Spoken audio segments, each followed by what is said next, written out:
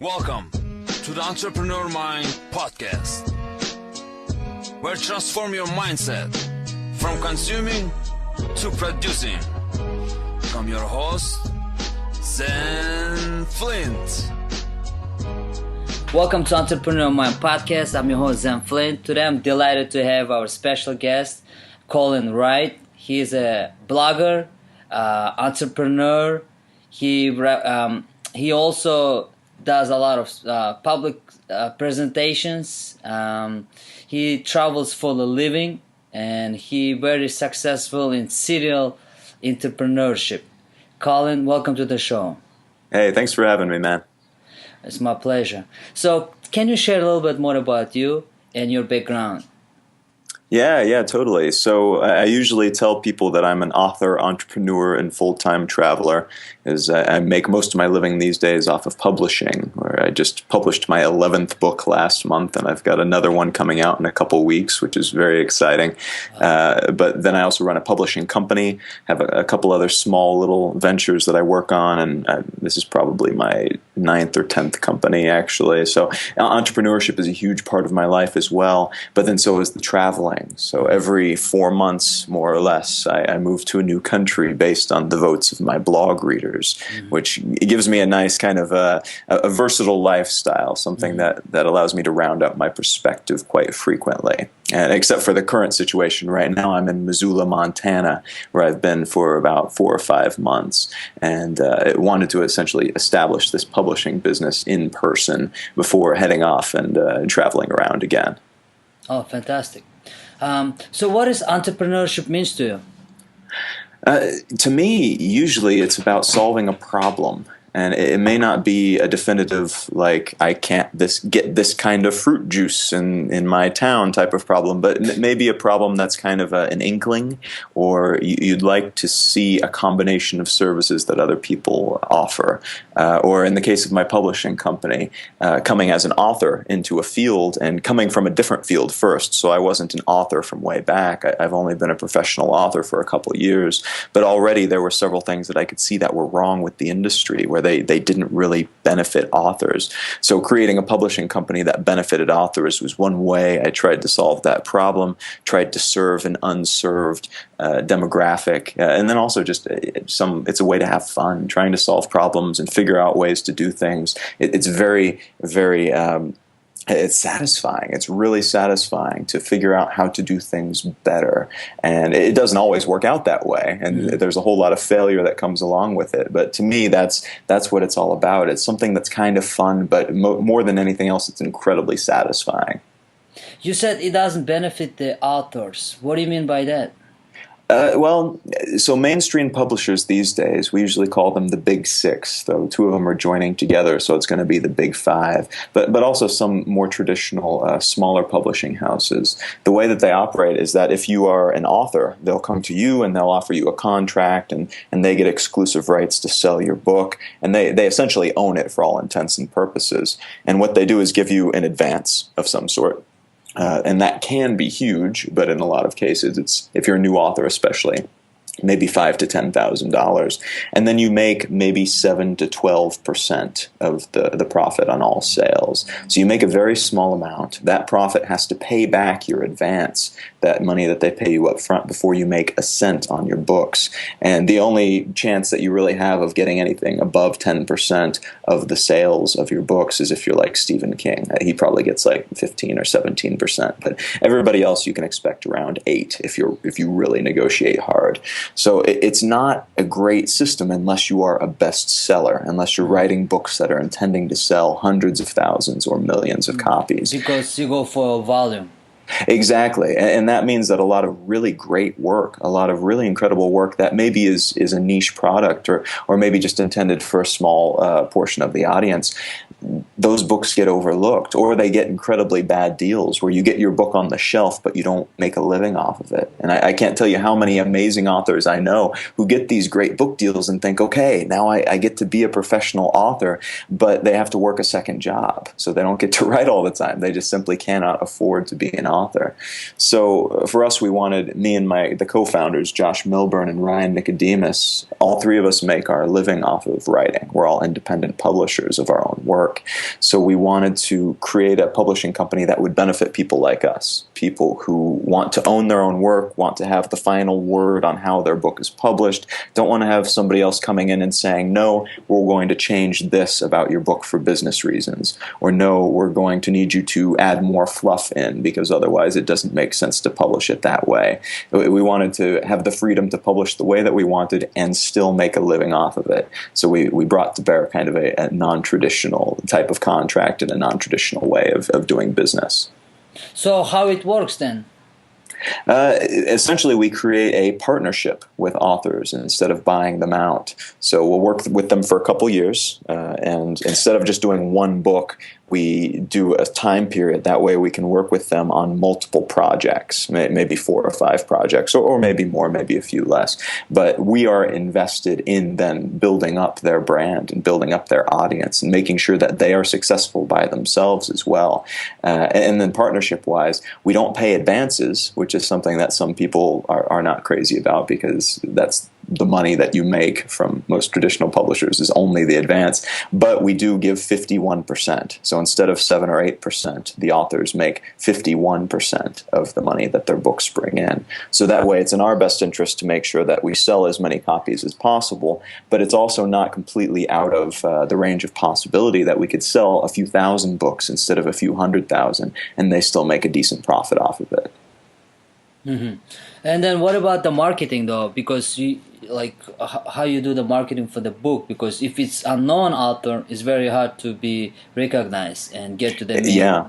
It's very difficult, and that was one of the main challenges. And for us, for Josh Ryan and I, it's been about building an audience over time, putting out a whole lot of free work, a lot of free value so that people recognize who you are, what you know, so that they learn to value your opinion and your words, and they'll give you a shot, even if you're writing in a different genre than you usually do. Mm-hmm. So that's what we help our authors do. We help them build up, and before we publish anything of theirs, we're working with them for a little while because we want to make sure that they have all their ducks in a row, that they have a decent blog, they have a newsletter, they're interacting with people, they've defined what they want to get out of the publishing world, whether it's like a long-term plan, or if they want to publish the next great American novel, or if they want to segue into TV or something like that. We make sure that we understand that so that we can help put them on that right course, and then we'll publish something small, something novella-sized, maybe under 100 pages or just over that, so that we can test the waters, get them accustomed to the publishing process, make sure that PR-wise we can contact some bloggers and some press ahead of time and get their name out there. So that way when they publish something bigger, like a big novel or a big nonfiction book that's really important to them, they already know about them. They know who this author is. It's not a completely unknown entity. Mm-hmm. So it's a lot of pre-work, a lot of preparation, a whole lot before the launch. Yeah, and as a result, we're very careful about who we work with. We've only got 3 people that we're working with at the moment, and I think that's all we're going to be working with through the end of the year, because we want to make sure that we do a good job. This is not something, thankfully, Josh Ryan and I, we all have incomes separate from Asymmetrical, so we can take our time in making a bunch of profit off of it. As it is, we want to make sure that the platform is very secure and solid, and that we're able to allow these authors to build up in such a way that it's not a fly-by-night type of thing. It's not earning a few $100s and then they're done. This is stuff that we want them to be able to benefit from for the rest of their lives. Fantastic. And I think that's the beauty of having multiple stream of income and being able to have a cushion where you have a pipeline coming into you. In this case, you can focus on some other stuff that has a longer benefit, delayed gratification, but something that can support you in the meantime. Exactly. Diverse income streams are vital. And I mean, with Asymmetrical, we're doing the same. That's not all we're doing. We're doing the short-term publishing and the long-term publishing, but we also have services that we offer. A couple of us teach classes. We're helping our authors actually with their service offerings as well, because a lot of them are working like in food services or something as they're writing. So we're trying to give them the ability to earn more money in their field. So we use them as editors for our work, but we also help them find clients so that they can become editors or story consultants or whatever it happens to be, putting their skills to good use and honing their writing abilities at the same time. Mm-hmm. Fantastic. So what type of 3 characteristics you think it's needed to be a successful entrepreneur? It helps to be incredibly curious. You have to kind of be excited about things. I tend to go into business in areas that just fascinate me. And if you're not interested, then if it's just the money that's guiding you, chances are you're not going to stick with it when it gets difficult. And it will get difficult. But on that same note, you also kind of have to be a little bit rugged in that you can come back from failures or just mediocre successes and continue to fight the good fight, or know when to put a business to bed and refocus on something else. And you need to have a decent sense of self so that you understand why you're doing something, because that will put you on the right course to begin with and help you decide what kind of business to run, who to deal with. If you're somebody like me, for me now at this point, it's not all about the money. I know I can make money, so I get to focus more on the philosophy behind something. I get to work in the industries that I want to work in and try to make the changes that I want to see in these different industries because of that security. So being able to reach that balance where you're making enough to make something sustainable so that you can continue to do the work, but also establishing it in such a way that you're doing work that is good by whatever standards of good you happen to have. I think that's vitally important too. Mm-hmm. And how you cope with failure, and what's the failure means to you? Failure to me is often a good thing. I tend to look at it as a step on the way to success. It's not something that I strive for. I don't go out intending to fail, but probably about half of the businesses that I've run have been failures, in that they did not by themselves succeed as businesses and sustain themselves. Most all of them have been profitable, and they've stayed profitable from day one until the day I pulled the plug, but they just weren't accomplishing what I wanted them to accomplish. So to me, failure is about that. It's setting a goal and not being able to reach that goal, and then whatever benefits the businesses that you start out bring in are not benefits that you care to perpetuate. They're not things that matter enough to you for you to waste your time on them. So when you decide to pull the plugs out, if it makes sense or not, if it makes sense to continue and keep pushing, and you don't want to quit, or when it's time to quit and go for something bigger or next. Yeah, when do you know it's time to pull the plug? Yeah. It's a tough situation, because part of you, being an entrepreneurial type, you want to hold out and you want to make it work. Mm-hmm. You want to find a solution to that problem. Of course, yeah. But it's really, you kind of have to stress test it. You have to think, how much of my life am I going to spend working on this thing that may or may not turn out? And how much have I learned already?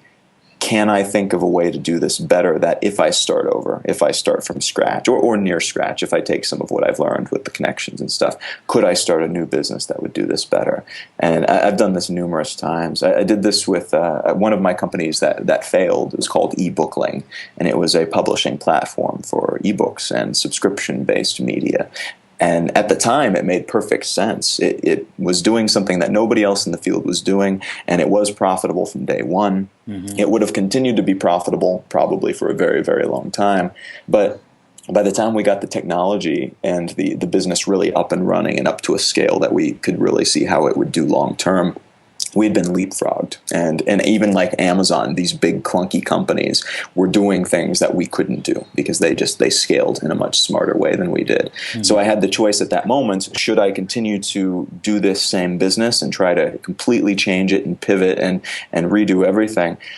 Or should I start from scratch? Should I take some time and rethink it and come up with a new model? And that's what I ended up doing, was scrapping it and saying to the guys I was working with, guys, we did a really good job. We should be proud of this. We got a lot of great press. It made a lot of people happy. Let's take that and learn from it. And the other two guys I was working with, they took something from it and they started new businesses. And I did the same. Asymmetrical Press is the spiritual successor to eBookling, where I had to take a new look, a fresh perspective at the publishing industry and see what was necessary now as opposed to what was necessary a few years ago. That's so true. Every failure brings seed of opportunity, right? Yeah, if you look at it the right way. And if you learn your lesson from it. Exactly. And if you don't want to learn the lesson, next time it's going to come up to you a lot harder. And yeah. Because if you don't, it's like dose of your antibiotics.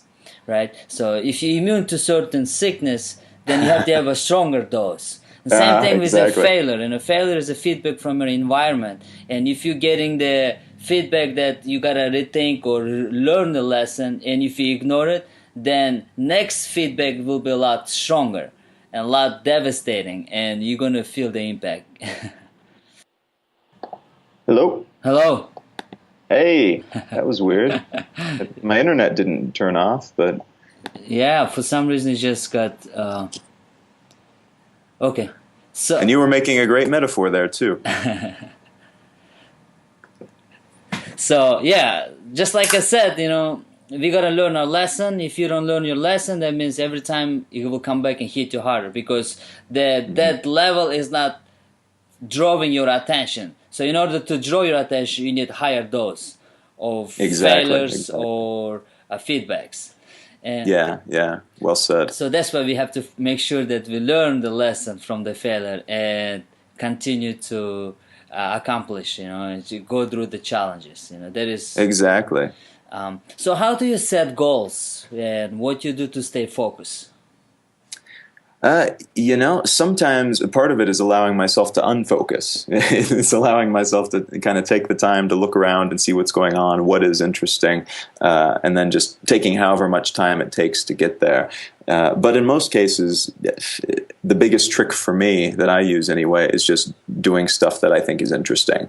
And that way I haven't woken up with an alarm for like 4 years, and I usually don't have much on my calendar other than interviews and things like that. But otherwise I can keep things as loose as possible. That way I can take opportunities as they come up, but also then I can focus really hardcore when I want to. If I want to sit down and write a book, I could write a book in a day. I have a couple times, or I could write a book in a couple weeks or a month or something, because then I'm not holding myself to this 9-to-5 schedule, or I'm not holding myself and saying I'm going to write the book by this day.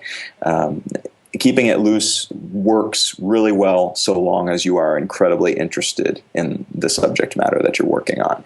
Now, if you want to work on stuff that you're not as crazy about, I don't have too many tricks for you, because I find it very difficult to force myself to work on things that I don't find terribly interesting. But thankfully, I do have kind of a well-cultivated sense of curiosity. So most anything I could get interested in if I really needed to. It's just a matter of finding kind of the right perspective to view it from.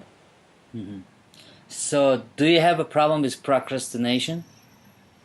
No. Actually, it annoys the hell out of some people that I tend to jump right on things and get them done. And I have people asking me all the time, you're working all the time. How do you live? How do you find time to do anything else? And I'm like, dude, this is me living. I'm having a blast working on this stuff. It just, everything intertwines so well, where my friends have similar interests in the places that I live. I'm having a good time learning new things about those places and meeting new people all the time. And it seems like I'm working or networking and such all the time, but it's really just me doing what I would do even if I didn't have to make money. And being able to say that is a huge thing for me. But if you can put yourself in that position where you're doing the type of work that you would do no matter what, then procrastination is never an issue, because you simply can't stop. You're having too much fun. Mm-hmm. This makes a lot of sense, but a lot of people do talk about having a passion or doing what you love to do, and find something that interests you, or find your niche that you accustomed, or your hobby. So you think it's not always will bring you money though, right? Because I don't know how passionate you are, how to train people, how to exercise, but it's not scalable, right? Unless you created the DVD and start to selling it, maybe is a course. Exactly. Yeah, and there's you can really approach your passions in a lot of different ways. To me, what's interesting is figuring out ways to take things I'm interested in and monetize them. Not because I have to necessarily, but because over time then it gives you more options, so that then if you want to do stuff and not have to worry about the money side, you can, because you've got these other things that are earning you money. So it's something that I'm very passionate about is learning about any topic, but the news or technology, whatever it happens to be. I love reading about this stuff all the time and then telling people about it, like trying to refine the ideas into something that I can explain. So I started a little project recently called Let's Know Things, where I send out these newsletters very randomly, sometimes a couple a day, sometimes once every couple of weeks. But when I have something like that I want to talk about and analyze and predict where it's going and such, I can.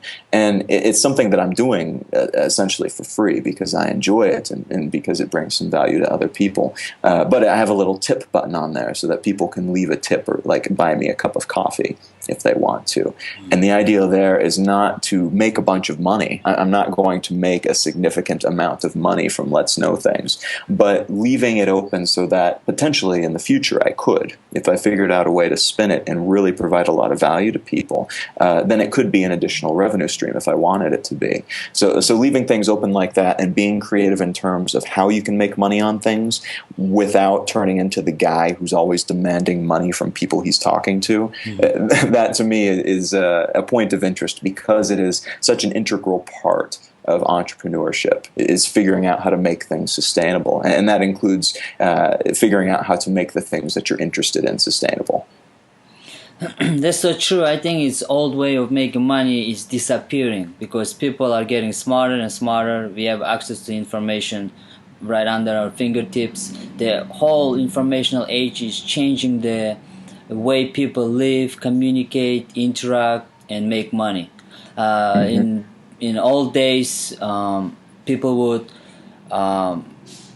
just believe whatever the other person said or whatever is written on the books, and you really cannot go out and find out for yourself or do the research. People are a lot smarter now, and I think it's a new way to make money is by providing good value, sharing your interests and ideas, and let them know who you are and what you're about, and providing excellent service, and then ask for money. Or actually, people will willing to give you money if you have a good product or service. Exactly. Yeah, and in a lot of cases too, especially coming from the publishing field, which it's kind of like the movie field and the music field right now, where everybody's trying to figure out how to deal with piracy and such. It's never been a concern for me, because if you do operate like that and you give before you try to charge anybody for anything, people come to your work like excited that they get to give you something in return. It's not that they're excited that they're like throwing money at you or something in some kind of crazy way, but you've done so much for them, and if you have reached them in some way or given them value, chances are they're going to pay because they want to, even though they could potentially get it for free if they go look on a torrent somewhere. And that's been a really cool thing to find out, that if you're an honest business person, if you're good at business, then it's not about going out and trying to pull one over on the other guy. It's not trying to drain them for as much as possible. It's just creating a system whereby people want you to succeed because you are adding something to their lives. Exactly, you're adding value. You're helping them achieve something, or you're making their life easier, or you're providing these tools that will make their job easier. Or so I think this is the new way of making money nowadays, and we have to figure out as entrepreneur where we're going and what's the technologies and what people are interests are, and also not only try to just think about money, because just like you said, if you think, oh, I gotta make money and that's why I want to start doing this, then I think it will bring to the failure. You're absolutely right with that. So how would you find the ideas? I know there is plenty of ideas around the world, but how if it's the right one? How if it's the one you should pursue?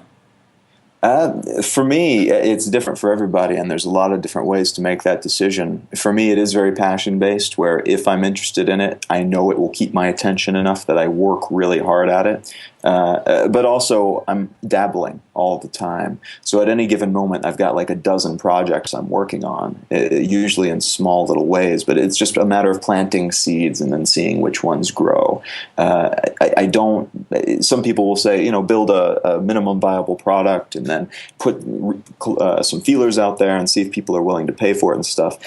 That's one way to do it. The way that I do it tends to be asking around. I cultivate a collection of friends and readers who I trust. And so if I've got a new idea, like with the Let's Know Things project, that's something that could get bigger down the line. But for now, I just went out and said, hey, is anybody interested in this? Here's a newsletter that I set up. Sign up if you want to be a part of it. I don't know exactly how it's going to work yet. I don't know exactly what I'm going to write yet. But if this is a topic that makes sense, go ahead and sign up. And then, you can tell right away from that type of deal whether or not people care enough about it. And then with the tip jar set up on that too, I can find out if the information is valuable enough that people would pay for it. So a lot of my projects tend to work that way, where I set something up and ask a lot of questions, and then if people grab on to those questions and have really good answers for me, like with Asymmetrical Press, a lot of the way the business operates just comes from me asking other authors and readers what they believe in, how they think the indie publishing field should work, how they think money should be distributed, and how they think rights should work, and what they would want to see in a publisher, and ask those questions and really pay attention to the answers, and then try a few things and be willing to change a bit as you go along, and then it tends not to be a problem. There's plenty of interesting stuff going on, so then it's just a matter of choosing which ones from those plants that are coming up from the seeds that you want to work on and really cultivate. It is so it's so good and easier for you because you have that audience that you can go out and ask them and ask for their feedback. There is a lot of listeners probably they don't even know like what to do on online, and having email is very important because you can communicate directly to your audience and you can access them anytime you want to, without relying on your website or Google or anything else. You have direct access to them, to their mailbox. I think it's very important to have an email, and everybody who is listening, trying to have a community, try to have a website, try to have a product, they have to have an email list, right?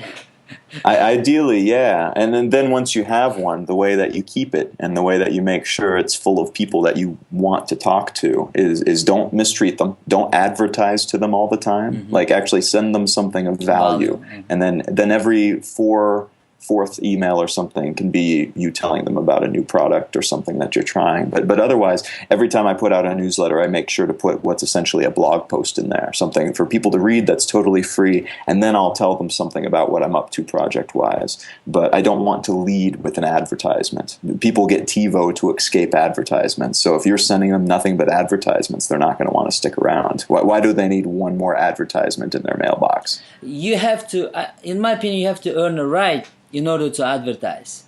And the right you earn by providing good value, honest content, good content that actually will help them to achieve or learn or educate or will add value to their lives. And then you earn the right to pull or push, right? First you gotta give them something, then you can ask, you earn the right to ask for something, And this is just the common sense. If you're just asking for something without giving anything in return, then I'm sorry, you're in the wrong business.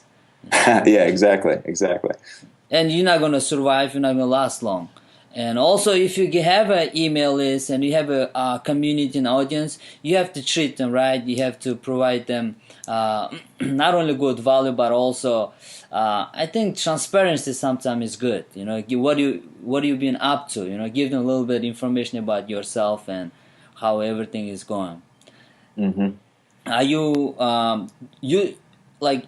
I know you do like so many projects. You said you try to do this and that. You try to focus on one thing and accomplish other stuff. But how you can manage everything? Do you have an assistant, virtual assistant, or you have partners that help you to do like blogging or maybe upload some stuff for you? I mean, how everything works out for you? I've tried virtual assistants and stuff in the past, and it tends to drive me crazy because I'm a big picture person, so I need to know everything that's going on at all times. So I just handle. I'm very organized with my inbox. I'm very I batch process a lot, if you want to call it that. So when I'm answering emails, I'll answer all the emails at once, and that tends to be my to-do list. When I write things, I make sure to write them in a format where they're saved across everything. So in Evernote is where I write my blog posts. I write my books on Scrivener, and that file is saved in Dropbox. Like, everything is very well organized, so I know exactly what's going on at any given point, and that really helps me stay on task. So you have a system for everything then? Kind of, you systematize. More or less, yeah. I mean, it's not something that I'm anal retentive about, but it is something that's just kind of passive in my life now, where I know I do this and then I do this. I do this and then I do this. And I know where everything is at any given point because of that. With Asymmetrical, I have two business partners. So thankfully, they handle aspects of the business that I am not as good at. Ryan Nicodemus is like this hardcore people person salesman. So he handles all the interns and a lot of the people related things. Josh is very, very detail oriented and a little bit OCD. So he handles a lot of the detail oriented work and putting together meetings and stuff. And both of them come from the corporate world, whereas I come from the entrepreneurial world. So we have very different skill sets. So for a big sprawling project like Asymmetrical Press, it's great to have other people working like that. And it's great to have them as partners too, because then they have a vested interest in making everything work. It's not them working for me. And you guys complement each other. Oh, yeah. We all bring different things to the table. The reason I wanted to work with them on this project, though, to begin with, is because they're both very hard workers. They have an excellent work ethic, and they're very good at what they do, and they can get good at things that they're not good at yet. So that was valuable to me. I didn't want to just have another set of hands. I wanted more hands that knew what they were doing so that I don't even have to think about it. I can handle my stuff, they can handle their stuff, and we all know that everything is getting done. Mm-hmm. What was the best business advice you ever got? That's a good question. I mean, somebody at one point, I remember when my first business did really well, and then it failed epically. And I basically had somebody tell me, one of my professors told me to just suck it up, just deal with it, because I was really miserable for a bit. I had no idea what I was doing, but I was soaring really high for a while and feeling really great about myself. And then very publicly in the newspapers and everything, my business just collapsed. And suddenly this 19-year-old kid who had done this amazing thing was not so amazing anymore. And so I had to deal with all of that, and I just wanted to lock myself in my room forever. And this professor probably doesn't even know, because I think he was just chastising me. He was telling me that I seemed so miserable, so just deal with it. But that's kind of what I needed to hear, because somebody just playing it off like it wasn't a big deal made me realize that in the grand scheme of things, it wasn't a big deal. And reminding yourself that sometimes, that it's not the end of the world if your business fails. You're a business person. If you're somebody who is talented and creative enough to do it one time, you can do it again, and you can do it better next time. So just keeping that in mind, it definitely helps. Even before you failed, if you're just worried that you might, remembering that, the end of the world is not actually the end of the world is very important. Like Einstein said, all your problems in microscopical level, it will be just a little dust. If you just project yourself and zoom out, and if you look the whole planet from Earth perspective, let's say you're looking from the Mars, and you see this, and you see this Earth, and you see this sun, and you see the whole planet doing his thing, and then you inside that planet, and you cannot even see yourself. You're just a little ant, right? But for you at that moment, if you zoom in and then you look from inward out, everything looks such a disaster and it's the end of the world. The sky is falling, right? So I think it's the skill ability able to project yourself from the dirt perspective and zoom out and see yourself from the other perception. The Mars perspective. Yeah, exactly. In this case, you'd be like, okay, it's not a big deal. I can get over through this, and then it's going to get a lot better. But at that moment, you have to remind yourself and keep in mind that, it's only temporary. Anything happen to us, even if you're emotionally high or emotionally low, it's still, it's just temporary, because nothing is constant forever. Right? Exactly. It's always changing. It's not idling. My another question would be, what's your favorite book or you've been inspired, something that you can recommend to listeners? It's kind of a stereotype for business people to say, but I read Atlas Shrugged when I was younger, and even though it's not something where I agree with the entire philosophy of objectivism and such, it said some things that I needed to hear as somebody who cared about their work and as somebody who had high standards for themselves. Hearing some of the things that Ayn Rand has to say and that objectivism has to say and such, it's valuable. It's valuable to put things in perspective. And like any philosophy, don't take it wholesale. Don't swallow the whole pill because, frankly, if you do, you'll be boring. And if you're adhering to objectivism, you'll be kind of an asshole too. But in general, what you want to do is take the pieces that make the most sense to you and utilize those. And that book has a lot of great little lessons. I love when you get like small sentences, but it carry a lot of meaning behind it, and actually clicks with you too. You'd be like, yeah, exactly. And that book is full of that, and it's a huge book, so that's part of why. But it's also just very well written. I seen the movie, but I haven't read the book yet. But I like that. I haven't seen the movie. I heard it was kind of so. It's all right, but I liked it. It's a little different, but. The whole idea is, who is Atlas, right? Who is what was his name? I forgot. John Galt. John Galt, yeah. You ask who is John Galt, And then John Galt is in every one of us, right? You make your own John Galt, Something like that, yeah. He's a metaphor, but also not a metaphor in the book. The listener or the reader, they gotta figure out who is, and maybe it's in you. You gotta find within you. So I like that philosophy. And then you, the second person who told me about this, actually. Like I said, it's kind of a stereotype within the entrepreneurial community because so many people have read it and said, I want to build bridges. It's changed my life, That's what they said. It's changed the way I see the world. Yeah. And like I said, so long as you take the valuable bits and leave the other stuff that doesn't make sense for you, it's great. But if you take the whole thing wholesale, then it's too idealistic. Like most philosophies, I think they're really great in theory, but if you try to apply them to real life, you're just going to be disappointed. That's true. What do you think about the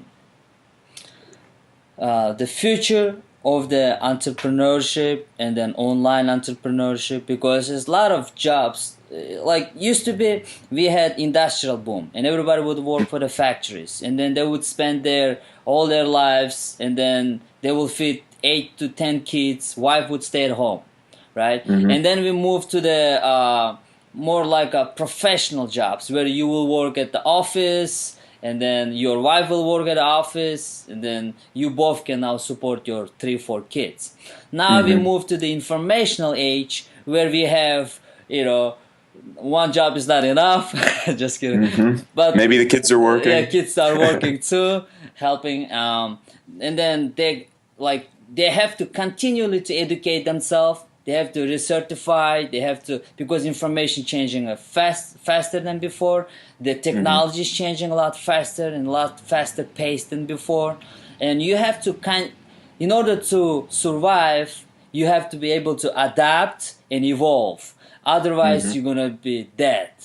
And exactly. Right. So you have to always have this ability to quickly learn, update, relearn, learn and learning, and keep learning without stop. Before you would have a master, you would stop there and would set all your life. You have a career. But now it's not the case anymore. If you work for the corporate world, in 20 years, nobody guarantee you're going to have a job or the loyalty. So that's why entrepreneurship is, I think, is good, because you're providing and you're depending on yourself instead of someone else. You're working hard for yourself instead of someone else. And it's something that you can hold on to and have a full control. And that's the freedom. And where do you think it's going, like internet-wise? I mean, I agree with everything you just said. I think that the new stability is instability to a certain degree. So as long as you're not trying to entrench and feel like, okay, now I'm done. Now I can just coast my way through life. You'll be fine, because it just means you're going to have to continue to be learning. And as a culture, the working culture, not one, location-based culture, you're going to have to remain more competitive over time. And ideally, because of the way things work, with things becoming lower overhead and it becoming much more accessible to find things that you're interested in, ideally you won't mind. Like I don't ever intend to retire. What the hell would I do? I'm having too much fun right now. And so I intend to keep on doing things like this that interest me. And I think we're going to see more of that, where more people get to do the types of things they enjoy for a living in more places. And as a result, they'll be more stable, because they'll be continuing to do this thing that at one point it would have been considered like a failure to have to work so long. But now we'll want to, and because we'll be able to. It'll enable a lot of micro industries. Mm-hmm. So when you go out and travel, this is what you do actually too, right? You go out and travel based on votes, and then you live there for a 4 month, not as a tourist, but actually you try to integrate into the society. And once you do that, like you try to find a job or something. Have you ever tried to find a job, work in local?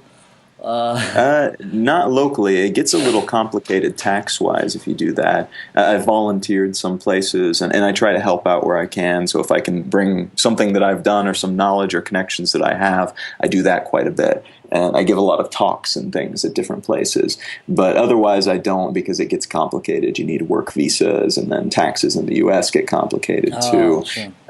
But I do try to learn as much as I can about how employment and entrepreneurship and such works in these different places. And that gives me a lot of good ideas. It allows me to see kind of strengths and weaknesses in different places. And then you start to see the world as this kind of far rounder place with much more intricacy to it. And that kind of shows you which strings to pull, and where you can leverage what, so that more people get more value, and that over time you can do more with less effort.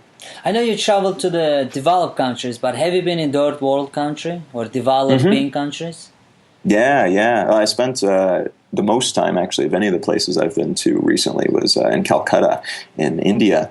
And it was just, it was an experience. Just, I love that. Just though, because to survive, right? Yeah. And I mean, it's not like it's a death trap or anything, but there's so many little things you have to get used to. Just no hot water and no drinkable water. And I mean, like 80% of the people living below the poverty line, and so much abuse and so much bribery required just to get through an average day.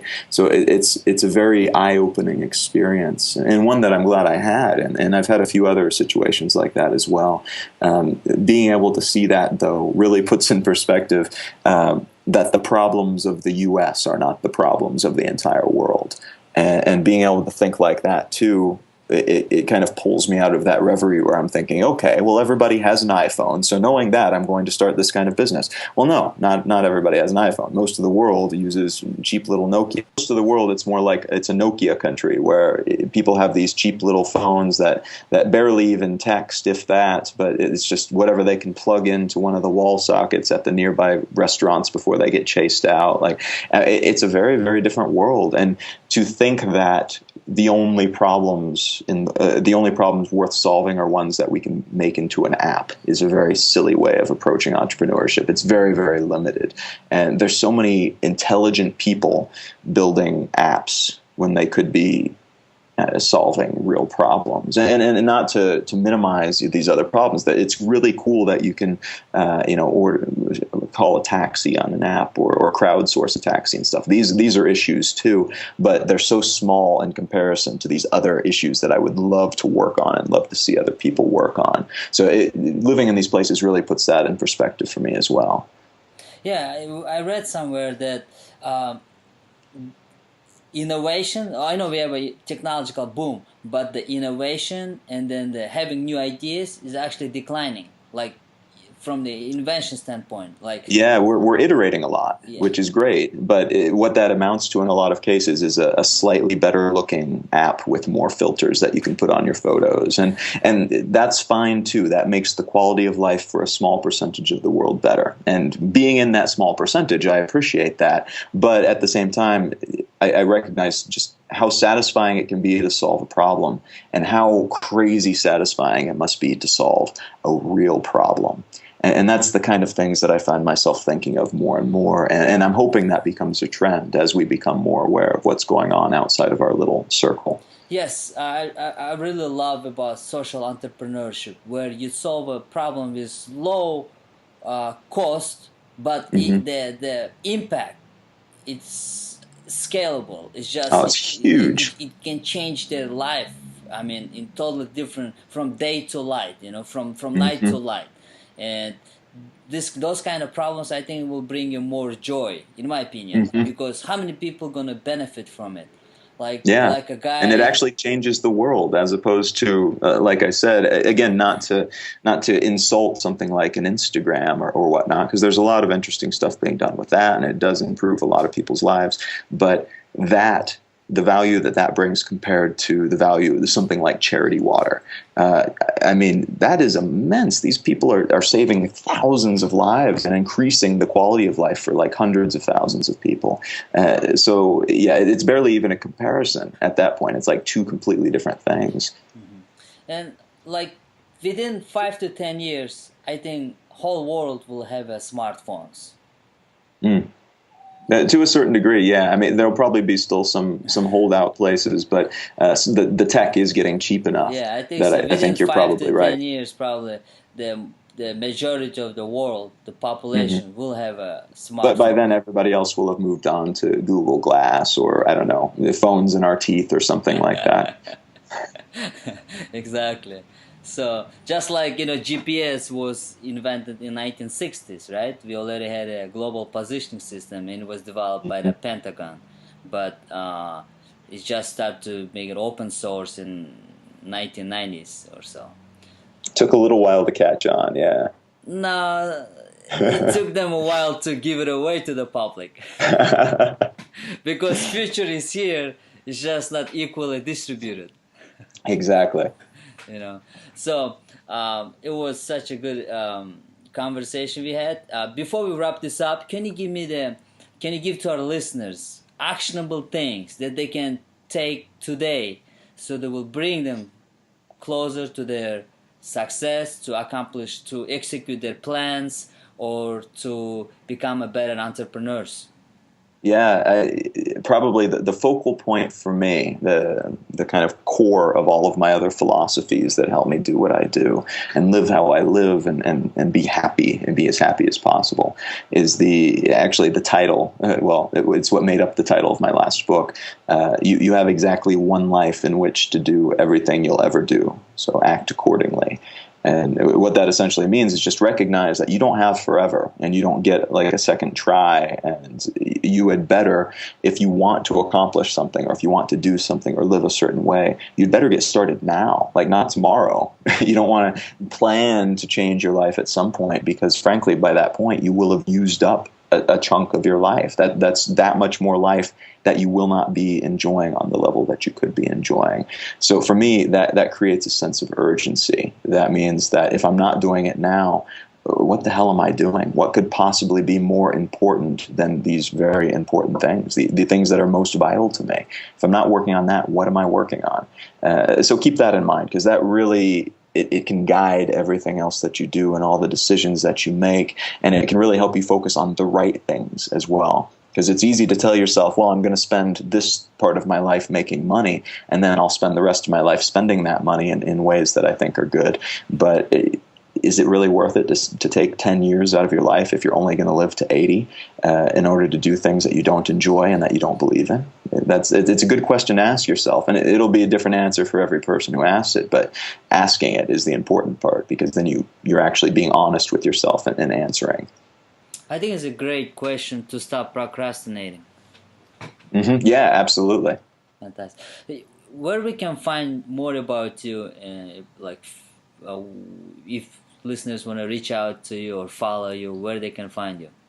Yeah, my main blog is exilelifestyle.com. Asymmetrical Press can be found at asymmetrical.co. And I'm very active on Twitter. So if you go to Twitter, my handle is Colin is my name. And all this stuff will be linked and as well your TED presentation is going to be linked up to the Oh, show cool. notes. So, and thank you very much for your time. It was such a pleasure. Good deal. Yeah, thanks for having me.